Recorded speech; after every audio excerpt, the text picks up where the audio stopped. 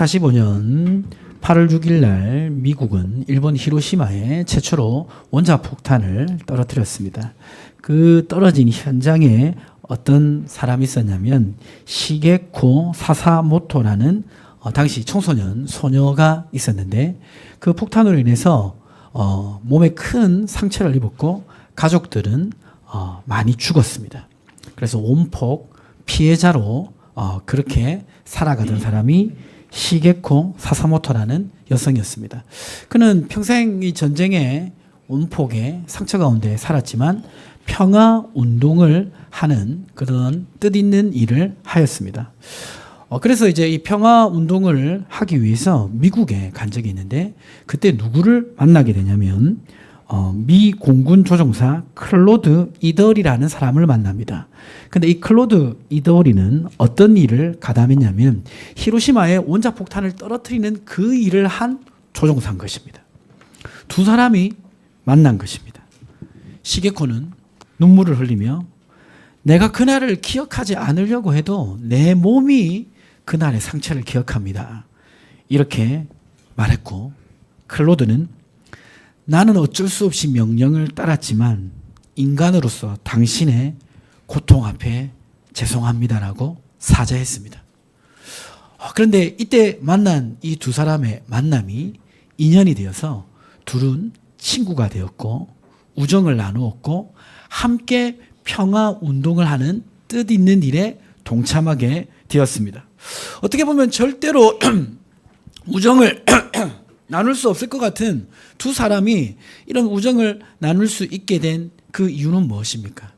그것은 둘 다 어떻게 보면 전쟁으로 인해 고통받는 사람이었다라는 공통점과 그리고 평화를 추구해야 된다는 가치관이 같았기 때문입니다. 오늘 본문에 보면요. 전혀 친구가 될 수 없을 것 같은 두 사람이 나타납니다. 근데 이 두 사람은 역사적으로 가장 아름다운 우정을 나누었던 사람으로 평가됩니다. 그 사람은 누굽니까? 바로 다윗과 사울의 아들이었던 요나단입니다. 이 두 사람은 어떻게 만나게 되냐면 오늘 본문 사무엘상 17장 57절 말씀을 우리 웅범형제가 한번 읽어주세요. 다윗이 그 블레셋 사람을 죽이고 돌아올 때 그 블레셋 사람의 머리가 그의 손에 있는 채 아브넬이 그를 사울 앞으로 인도하니 다윗이 골리앗을 물매 하나로 때려 눕혔습니다. 그래서 다윗은 이스라엘의 영웅이 되었고 사울은 자기 앞에 그 수금 치는 사람이 다윗이었는데도 불구하고 그것을 알아차리지 못하고 이 다윗을 불러오라고 합니다. 자기 옆에 있었던 사람이 골리앗을 때려 눕혔는데 그것을 인지하지 못한 거죠. 누가 골리앗을 때려 눕혔냐 이렇게 생각하고 불러온 것입니다. 그래서 다윗이 사울 앞으로 오게 되었습니다. 그래서 사울이 묻습니다. 58절에 보니까 사울이 그에게 묻되 소년이여 누구의 아들이냐 하니 다윗이 대답하되 나는 주의 종 베들레헴 사람 이새의 아들입니다 라고 말하면서 다윗의 신분이 밝혀집니다. 그러면서 성경에 기록되어 있지는 않지만 다윗이 어떻게 해서 그 소년의 몸으로 골리앗을 때려 눕혔는지 아마 간증했을 것입니다. 내가 믿음으로 정말 하나님의 이름을 모욕하는 저 골리앗에게 나아갔고 이 작은 물맷돌이지만 하나님의 함께 하심을 믿고 던져서 내가 때려 눕혔습니다. 이런 간증을 했겠죠. 자, 이 간증을 할 때 누가 이걸 듣고 있었냐면 사무엘상 18장 1절 보시면 1절에 우리 김효진 지사님 읽어주실까요? 다윗이 사울에게 말하기를 마침에 요나단의 마음이 다윗의 마음과 하나가 되어 요나단이 그를 자기 생명같이 사랑하니라. 그 간증을 들을 때 굉장히 그 간증을 감동적으로 들으면서 자신과 마음이 하나 되는 것을 느낀 사람이 있습니다. 그 사람 이름 누구죠? 요나단이고 그는 사울의 아들이었고 사울이 죽고 나면 다음 왕 1순위가 되는 왕세자였습니다. 왜 이제 우리 그 어떤 사람을 만나서 대화를 하다 보면 대화가 잘 통하는 사람이 있잖아요. 그렇죠?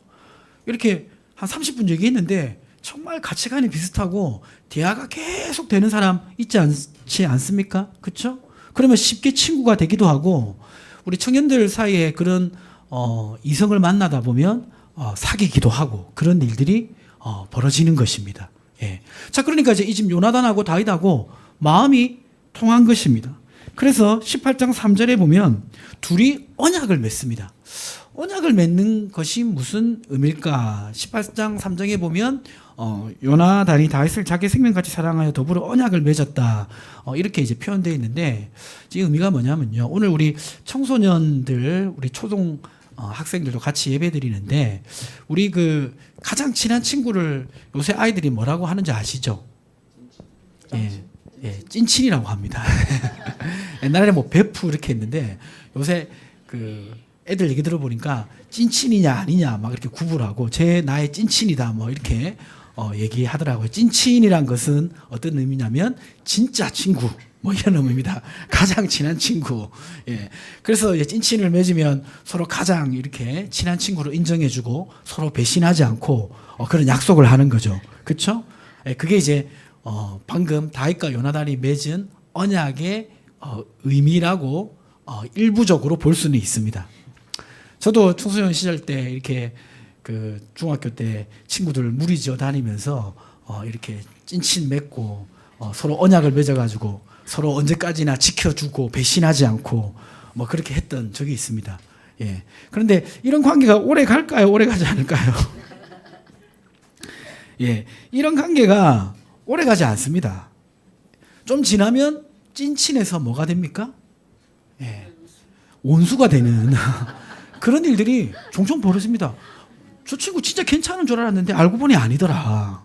예, 이런 일들이 초등학생 친구들 사이에서 우리 중고등학교 청소년 친구들 사이에서 벌어질 뿐만 아니라 우리 어른들 사이에서도 벌어집니다.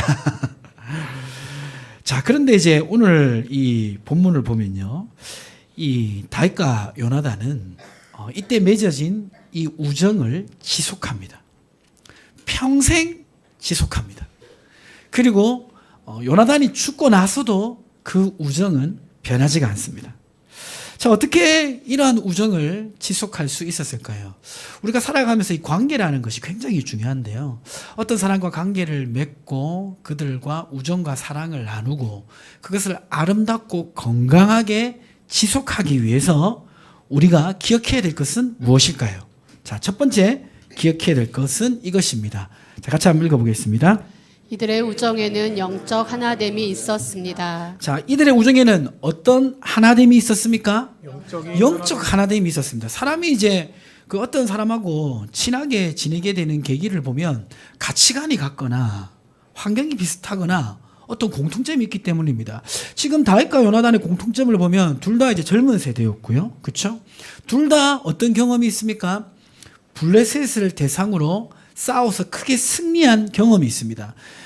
이 골리앗을 다윗이 때려 눕히기 전에 어떤 일이 있었습니까? 블레셋과 이 이스라엘이 전쟁을 벌였는데 이스라엘이 굉장히 불리한 상황에 놓여 있었습니다. 그런데 그때 요나단이 자신의 무기든 자와 함께 두 사람이 혈혈단신 이 블레셋 진영에 쳐들어가서 전쟁을 벌였고 이 두 사람 때문에 블레셋 진영의 대열이 무너졌습니다. 그래서 이스라엘이 승리한 사건이 있었습니다. 그것이 사무엘상 16장에 기록되어 있는데요. 그때 이 요나단이 자신의 무기든 사람 두 사람과 함께 블레셋 진영에 쳐들어갈 때 요나단이 이런 멋있는 고백을 했습니다. 사무엘상 16장 6절에 이 멋있는 고백을 우리 운범 형제가 감정을 실어가지고 한번 읽어주세요. 요나단이 자기의 무기를 든 소년에게 이르되 우리가 이 할례 받지 않은 자들에게로 건너가자. 여호와께서 우리를 위하여 일하실까 하노라. 여호와의 구원은 사람이 많고 적음에 달리지 아니하였느니라. 이 고백이 우리 운범 형제의 평생의 고백이 되기를 축복합니다. 아멘. 이 고백이 우리 청년들의 평생의 고백이 되기를 축복합니다. 아멘. 우리 둘밖에 안 되지만 하나님이 함께 하시면 이길 수 있다라고 쳐들어가서 승리했습니다. 자, 이런 경험이 요나단에게 있으니까 동일하게 골리앗의 키가 이제 한 3m 정도 되거든요. 3m. 그런데 체육만이 2m 한 20인가 30 정도 되죠. 예. 2m 20, 30만 돼도 거인처럼 느껴지는데 3m 정도 되면 거의 넘사벽입니다. 그 앞에서 그냥 이제 그 1m 한 50, 60, 70, 80 되는 사람들은 정말 비교도 않을 정도로 작게 느껴져요. 그러나 다윗이 물맷돌 하나로 골리앗을 물어뜨림으로 말미암아 승리를 경험했지 않습니까? 같이 승리를 경험한 경험이 있습니다. 자신은 작지만 믿음으로 싸운 경험이 있는 공통점이 있습니다. 그런데 이제 이들의 진짜 공통점은 뭐냐면요.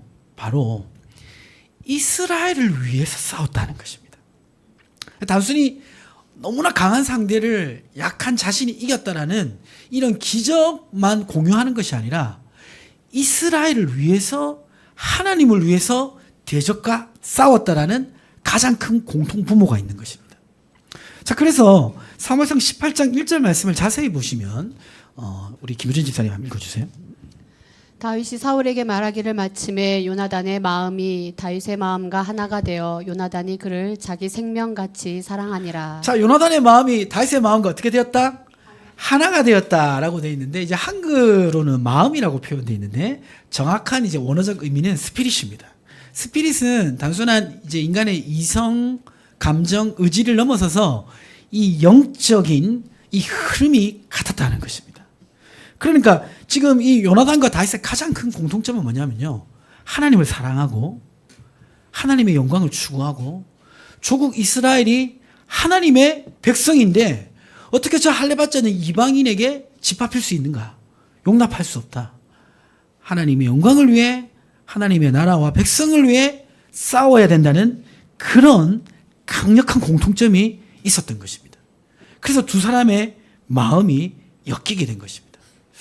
이 크리스찬들은 이제 언제 마음이 연결이 되냐면요. 하나님 나라와 영혼 구원과 하나님께서 기뻐하시는 어떤 일을 하다 보면 그 일을 함께하는 사람들을 만나게 돼 있습니다. 그때 그 마음이 연결됩니다. 하나님께서는 우리 인생에 혼자서 우리 가정과 또 직장과 교회에서 맡겨진 일을 감당하도록 내버려 두지 아니하시고 사람을 붙여주시는 줄 믿습니다. 그래서 전도서 4장 12절에 이렇게 말씀하고 있죠. 같이 한번 읽어볼까요? 한 사람이면 패하겠거니와 두 사람이면 맞설 수 있나니 세 겹줄은 쉽게 끊어지지 아니하느니라. 예수님도 제자들을 보낼 때 전도 사역으로 보낼 때 한 명씩 안 보냈어요.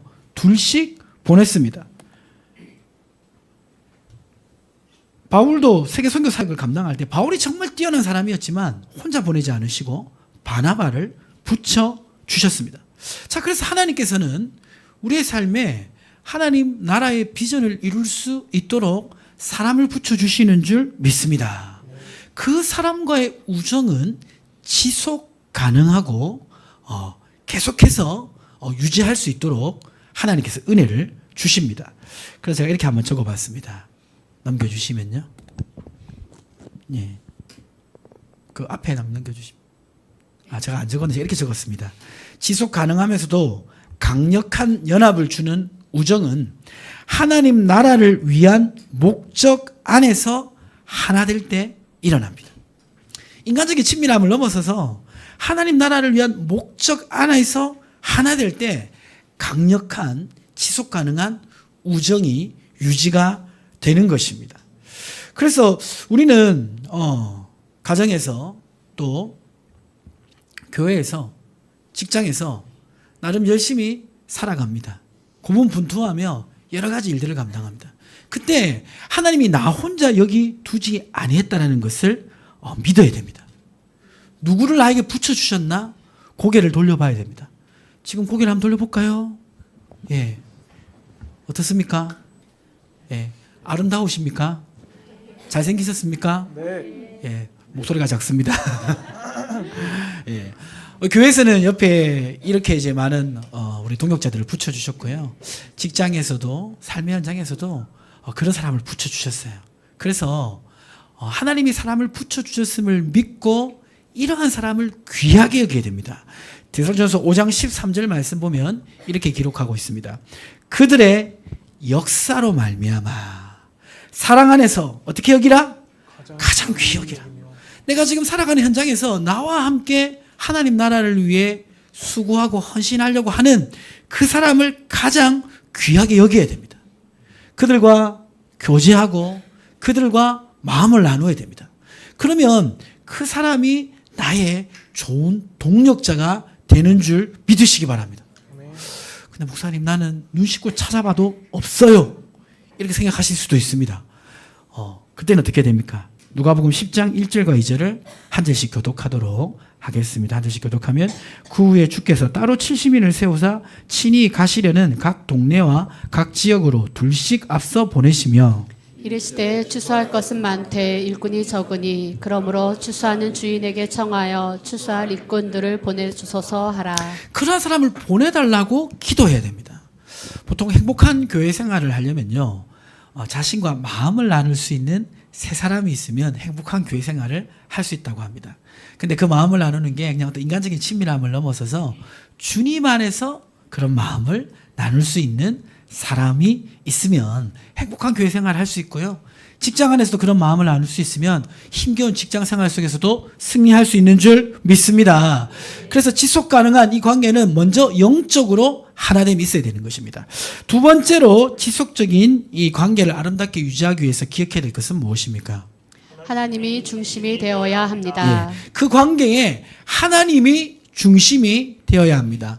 하나님이 중심이 되는 관계를 우리가 유지할 때 이 관계가 지속적으로 아름다운 관계가 될 수가 있습니다. 이 사무엘상 18장 3절과 4절을 보면 요나단이 다윗을 자기 생명같이 사랑하여 무엇을 맺었다고 말하고 있습니까? 예, 언약을 맺었다고 말씀하고 있습니다. 언뜻 생각하면 이제 이런 언약들은 이런 거죠. 서로 도와주고 서로 지켜주고 서로 피해 입히지 않고 이런 관계잖아요. 그렇죠? 자, 근데 우리도 살다 보면 사람들과 이런 언약적인 것을 맺습니다. 서로 어려울 때 도와주고 서로 보호해주고 서로 필요한 것들 있으면 나눠주고 그런 관계들을 유지합니다. 자, 그런데 이런 관계들은요, 일반적으로 다 무엇을 전제로 하냐면 자신의 이해 득실을 전제로 합니다. 그러니까 이런 이제 보통 사람들 사이에 어떤 그 언약이라고 할 때는 나에게도 좋고 너에게도 좋을 때 그 관계가 유지가 돼요. 그렇죠? 그래서 처음 이제 우리 초등학생이나 청소년들 친구들을 만나면 금방 친해지는데 그때 그 관계가 나에게도 좋고 너에게도 좋은 관계라고 쉽게 생각합니다. 근데 같이 지내다 보면 어떤 생각이 듭니까? 쟤한테는 좋은 관계 같은데 나한테는 별로 얻을 게 없어? 이렇게 되기도 하고 나는 쟤한테 최선을 다했는데 쟤는 나에게 최선을 다하지 않아. 이런 이해득실의 관계가 됩니다. 그리고 때로는 그러면 안 되는데 배신당하기도 합니다. 배신당해 보셨습니까, 여러분? 예, 배신당하면 마음이 아픕니다. 믿었고 신뢰했던 대상에게 배신당하면 더 괴롭습니다. 그러다 보면 이제 관계가 깨어지고 이 관계가 유지되기가 어렵습니다. 그래서 보통 이제 일반적인 그런 이해득실을 따지는 관계는 그 이해득실이 사라지면 그 관계도 유지되기 어렵습니다. 지금 다윗과 요나단의 관계도 어떻게 보면 그런 관계처럼 보입니다.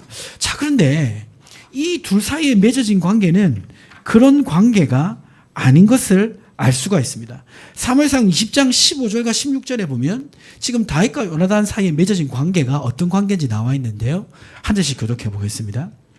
여호와께서 너 다윗의 대적들을 지면에서 다 끊어 버리신 때에도 너는 내 인자함을 내 집에서 영원히 끊어 버리지 말라 하고 이에 요나단이 다윗의 집과 언약하기를 여호와께서는 다윗의 대적들을 치실지어다 하니라. 지금 이 말은 요나단이 다윗에게 얘기하는 거예요. 요나단은 앞에서 말씀드렸던 것처럼 왕세자 1순위입니다. 사울이 죽으면 다음에 왕이 될 사람이에요.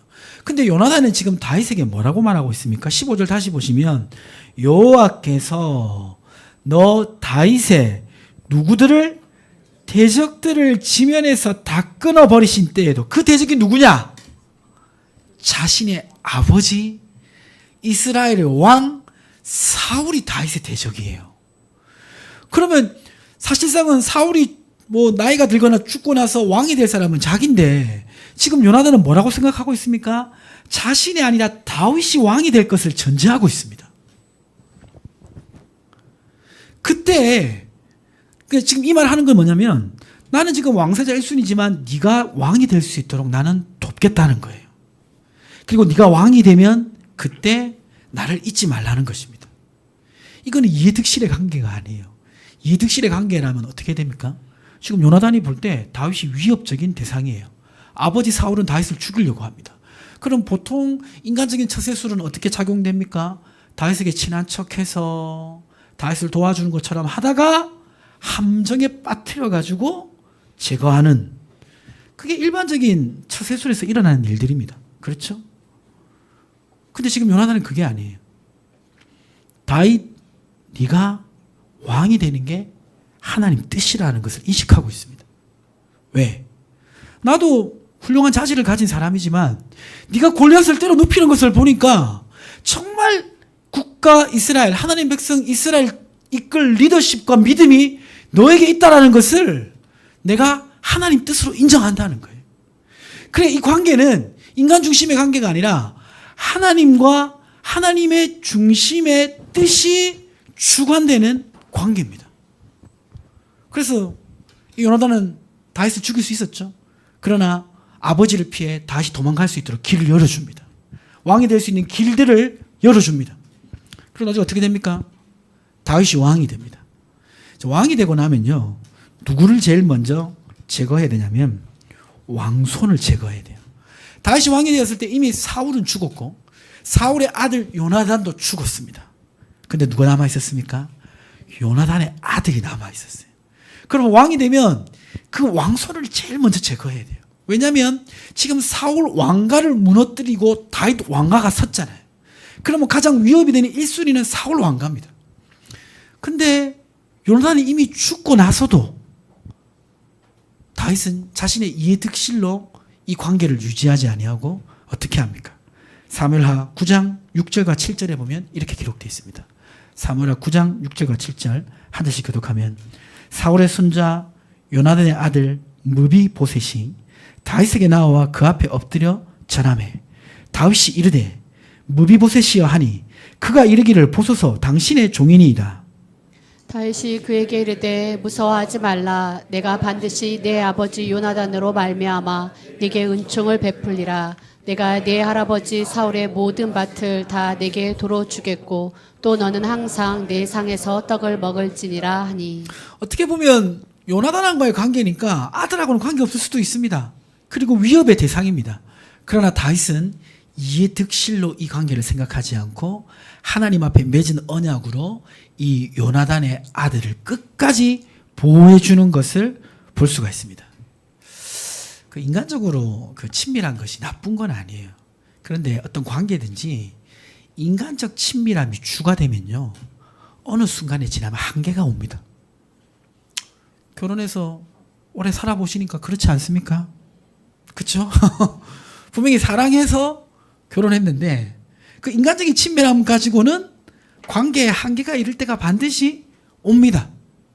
오늘 우리 부모 세대와 자녀 세대 함께 예배 드리는데 자녀가 태어날 때 얼마나 이뻤습니까? 그쵸? 그쵸? 나의 생명 같고 심장 같고 보기만 해도 막 진짜 감사의 찬송이 나오고 그랬던 자녀들인데 어느 순간이 되니까 보기만 해도 마음속에 지금 한숨 소리가 터져나오고 있는데요. 막 부하같이 밀고 막 그렇게 되는 관계가 될 수 있는 거예요. 자녀도 이제 이 부부도 그렇고 부모 자녀도 그런데 교회 안에서 관계가 안 그럴 수 있을 것 같습니까? 인간적으로 너무 친밀하잖아요. 그게 깨지면 나중에 원수됩니다. 사회에서도 마찬가지입니다. 친밀함이 나쁜 건 아닌데 그게 주가 되면 안 돼요. 항상 조심하셔야 됩니다. 어느 조직이든지 관계든지요, 인간적 친밀함이 중심이 되잖아요. 그게 깨지는 순간에 반드시 와요. 그러면 원수가 되기도 합니다. 그래서 우리는 가까운 사이일수록 뭘 기억해야 되냐면 이걸 기억해야 돼요. 하나님 중심의 관계가 되려면 가까울수록 어떻게 해야 됩니까? 자, 가까울수록 위에 같이 한번 읽어보겠습니다. 가까울수록 서로 기도해야 합니다. 가장 가까운 사람 누굽니까? 우리 아내분들 가장 가까운 사람 누굽니까? 그 다음 아들, 딸. 우리 남편분들 가장 가까운 분들 누굽니까? 아내, 자녀들이죠. 오늘부터 가까울수록 기도하시기를 주님의 이름으로 축복합니다. 그래야 그 관계가 아름답게 유지될 수가 있는 것입니다. 그리고 내가 정말 친한 집사님이다, 내가 정말 마음을 나눌 수 있는 그런 장로님이다, 그런 권사님이다, 그분들로 기도하시기를 주님을 축복합니다. 직장에서도 마찬가지입니다. 그리고 하나님 주신 관계가 되기 위해서는 또 뭘 기억해야 되냐면 같이 한번 또 읽어볼까요? 서로를 향한 하나님의 뜻이 무엇인지 먼저 생각해야 합니다. 예, 서로를 향한 하나님의 뜻이 뭔지 생각해야 돼요. 나에게 이렇고 저렇고도 중요하겠지만 그 사람을 향한 주님의 뜻이 무엇인가 초점을 맞추고 살아갈 때 그 관계가 아름답게 유지될 수 있는 줄 믿으시기 바랍니다. 이게 하나님 중심의 관계예요. 정말 친하도 하나님께서 이 관계를 조금 멀게 하길 원한다면 거리를 둬야 돼요.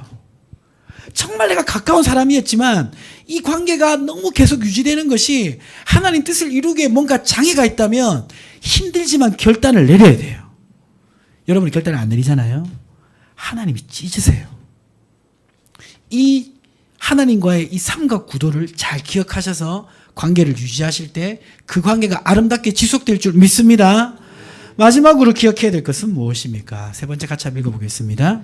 기억해야 할 것은 계산 없이 섬겨야 합니다. 이제 마지막으로 기억해야 될 것은 이 관계가 아름답게 유지되기 위해서는 계산 없이 섬겨야 된다는 것입니다. 사무엘상 18장 4절을 우리 웅병이제 한번 읽어주세요. 요나단이 자기가 입었던 겉옷을 벗어 다윗에게 주었고 자기의 군복과 칼과 활과 띠도 그리하였더라. 예, 지금 요나단이 이 다윗의 얘기를 들어보니까 자신과 스피릿이 같고 또 자기가 보니까 정말 이 다윗이 왕이 되면 좋겠다는 그런 마음이 요나단 마음에 있었어요. 자기도 괜찮은 사람이지만 이스라엘을 위해서 하나님을 위해서는 다윗이 왕이 되면 좋겠다는 그런 마음이 요나단에게 들었습니다. 그러니까 요나단이 어떻게 합니까? 자기가 입던 겉옷과 군복과 칼과 활과 띠를 줬어요. 어떻게 보면 요나단은 옷이 많으니까 무기도 많으니까 그냥 하나 준 거겠지. 나도 2개 있으면 하나 못 줘도 3개 있으면 하나 줄 수 있어. 이렇게 생각하실 수 있을 겁니다. 근데 그게 아니에요. 이 군복과 칼과 활과 띠는 왕자를 상징하는 겁니다. 이걸 내어줬다는 거는 너를 향한 하나님의 뜻을 이루는데 내 자신을 내려놓고 너를 도와주겠다라는 그런 상징이에요. 사람의 이 관계 속에는요, 항상 뭐 어떤 지점이 오게 되냐면 사랑의 한계 지점이 오기 마련입니다. 근데 인간적인 어떤 것으로는 그 사람을 사랑하고 섬기는데 한계가 옵니다. 근데 우리 크리스찬이 기억해야 될 것은 무엇입니까? 그것은 바로 이 장면입니다. 요한복음 13장 4절과 5절 말씀을 한 절씩 교독하겠습니다.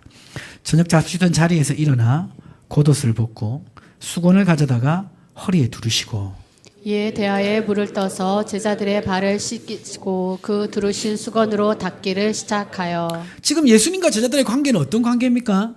스승과 제자의 관계입니다. 스승과 제자도 친밀할 수 있어요. 그렇죠? 친밀하게 서로 교제할 수도 있고 서로 이렇게 가깝게 지낼 수 있습니다. 자, 그런데 당시 문화에서 발을 씻기는 것은 스승과 제자 사이에서는 일어날 수 없는 일이에요. 이거는 맞지 않는 겁니다. 그러니까 지금 이거는 예수님이 어떤 인간적 친밀함을 제자들에게 표현한 게 아니에요. 인간적 사랑을 표현한 것을 넘어서는 것입니다. 하나님의 아들이 지금 죄인의 인간인 발을 씻기고 있다는 것은 자기 자신을 완전히 내려놓고 제자들에게 헌신하고 있는 모습입니다. 때로는 우리의 사랑과 섬김이 인간적인 친밀함의 한계 안에 머물 때가 있습니다.